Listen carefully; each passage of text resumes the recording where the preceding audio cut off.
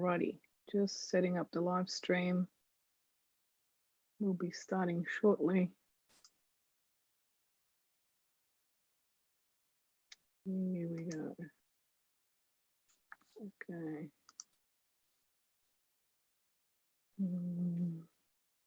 Hello, everybody. Hello, hello, hello, Edmund, Gary, Jenny, me. Welcome, welcome, welcome. Welcome to the Simple Forex Setup Show. I'll be going through a number of charts, 10 charts in fact, and I'll be looking at the H4 entry setups. Should be good. Yes. Let's see what we've got. All right. If you have any questions, as always, just pop them into the chat and I'll be happy to answer as we go along. Okie doke. Here we go. So, hi, Paul P. Welcome in. All right, let's see. We are going to be starting with Gbp Usd. So on this, I'm looking for short.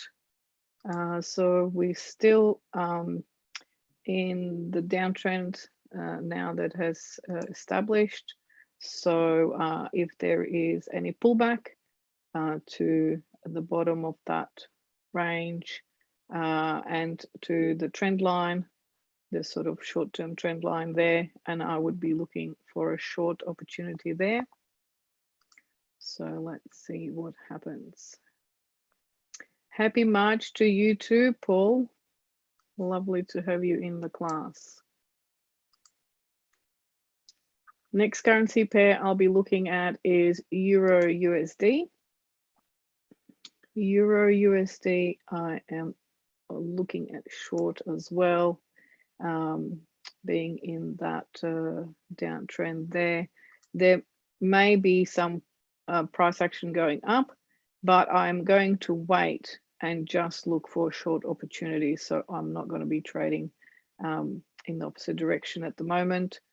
Just looking for any pullback to the previous highs there or to the trend line, and then looking for short reversal. And if there is one, looking to take a trade there. Next one is Euro USD. I'm looking at this one closely. I'm interested to take a short on it. At the moment, we're sort of at that double top area. There's a forming inside bar on the daily.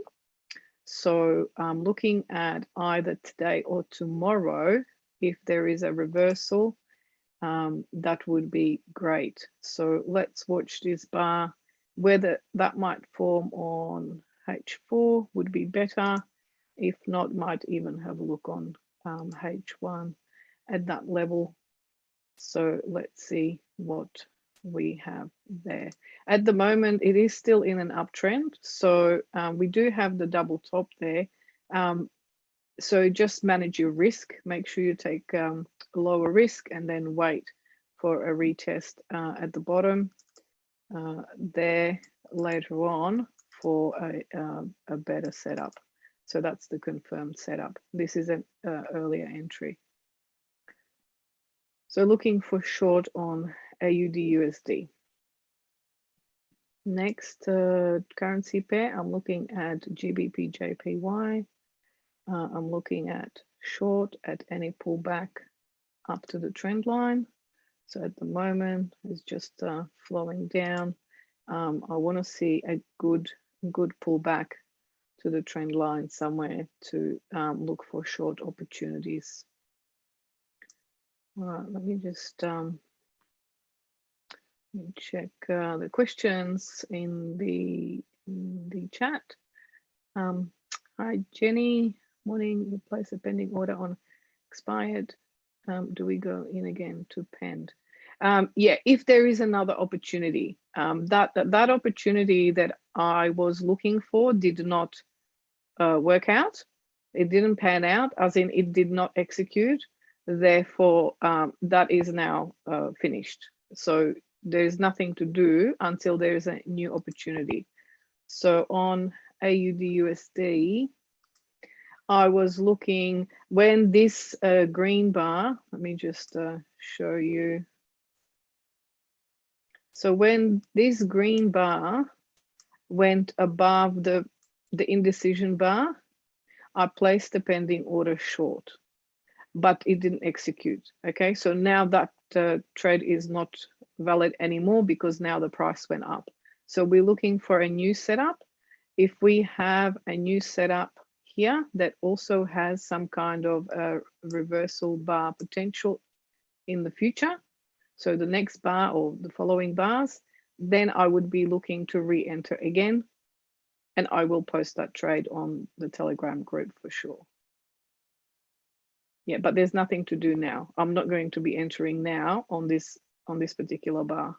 Does that make sense? Okay, noted. Awesome, awesome. Good. So let's continue with Gbp Jpy. Yeah, so looking for short here after any pullback, and then looking for a reversal candlestick pattern on there. Next currency pair I'm looking at is Euro Jpy. Euro Jpy, I'm looking again for a short. On this currency pair, we took a couple of trades last week. Not sure if you took, but I got in a couple of times, which was good. So again, looking for that pullback up to the trend line, looking for a reversal to go short again. So let's see if that is going to set up for us next couple of days. Next currency pair I'm looking at is USD Jpy and USD Jpy.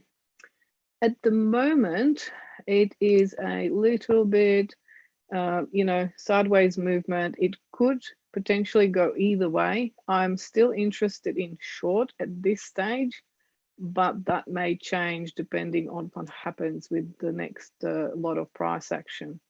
I did try to get in. We only got a 1-to-1 trade last week on it, so there was not much movement after that entry.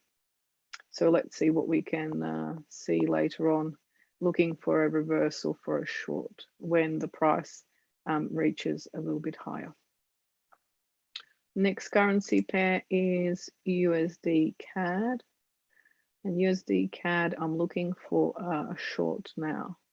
So we've had that bit of pushback from the top. It is ranging, so you could still go long from the bottom of that range and short from the top. I'm at the moment looking for anything that comes to the top of that range and looking for a short opportunity then. So at the moment we're in the middle, so I'm not interested to trade in the middle of a ranging market. Next currency pair I'm looking at is Euro AUD. This one is just escaping me all the time. Obviously it is short, but I don't have a way in. It just seems to be flowing down. It is not a trading setup that I take. So unfortunately, I am out of that one and not really interested at the moment to get in. And next currency pair I'm looking at is Euro GBP. Euro GBP, I'm looking for long, but the price action is very choppy. Tried to take that trade last week after that inside bar and engulfing bar, but it didn't pan out, got stopped out. So that was a loss and did actually continue afterwards. But at the moment, I'm looking for a similar setup around here. Confidence on this one is quite low because of the chop. So just reducing risk if I do take a trade on this. Let's see if we get some clear price action here, but looking for long opportunities at the moment. And the last currency pair I'm looking at is Gbp Cad. Gbp Cad, I'm looking for short. Actually took that trade earlier this week, didn't I? Yes, Monday. So that already reached risk reward 1 to 3. It was a great trade. I got out, took the profit. So now looking for any pullback and looking for a short opportunity again, possibly to the bottom of the range there. Not really a range, but I guess it is a range, somewhat awkwardly. But anyway, still looking for a short there. So looking for pullback though first, pullback to a trend line, then a reversal pattern, and then a short entry there. All right, that is all for me today. Let me know if you have any questions, pop them in the chat. I can also pop in my link to the Telegram group for anyone that wants to follow along. I post the trade setups and trade management there. So, okay, we've got a question. Gary, after reach TP1, TP2 is why to reset for at 3 and 4. Gary, I don't understand the question. After we reach TP1, TP2 is why to reset. Can you, is there a way to reset for a TP3, TP4? Yeah, so if you want to continue with that trade, you can do that. So let me just show you on this one, for example. If I just draw a few lines. So let's say, where did we take that trade? Maybe we took it around here. Okay, there we go. That was our entry. Hang on, make that a bit darker so we can see. Okay, the stop loss was somewhere here. I'm just doing it roughly. Somewhere there above. Okay, and then we had the TP. So let's say TP 1, 2. Can't remember how it looked. I think that's a bit 3. Do I have a copy of that trade somewhere? Let me just have a look.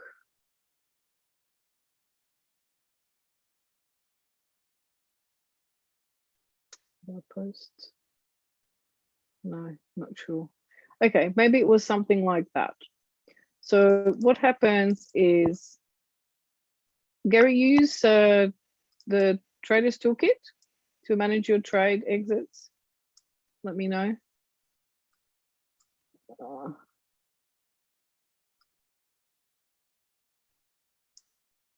Yes, yeah, okay.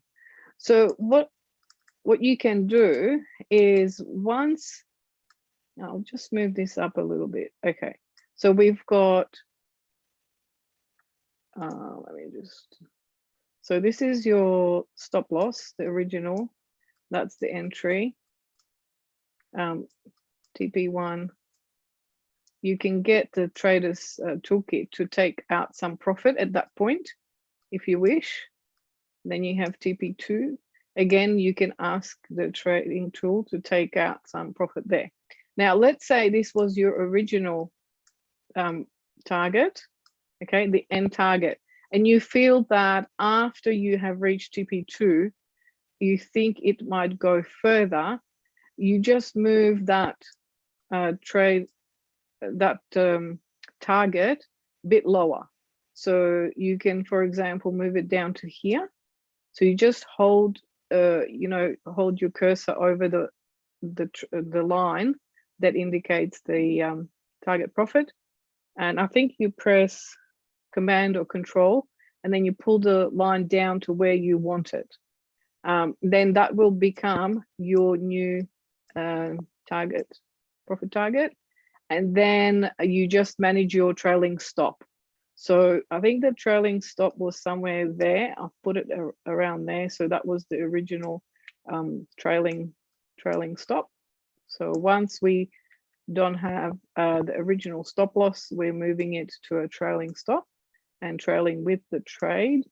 And then what you can do is just manage that trailing stop further down so that you just either get out at your new profit target or at the trailing stop, wherever that is at the time. So does that answer your question, Gary? Hopefully it will. Let's see, otherwise let me know. Yes, okay, awesome. Yeah, so that's how you would do it. If you're a numbers person, you can also do it in the trading tool. When you go under the profit target, you can just change the number there in terms of what you want. The 1.697070, for example, you can also change it there. So there's a couple of different ways. Okay, let's see, Jenny, back to AUD/USD. What is the setup you had looked at in the morning? I do not see engulfing body. No, you don't. There was no engulfing body. Correct. So let me just go back to AUD/USD.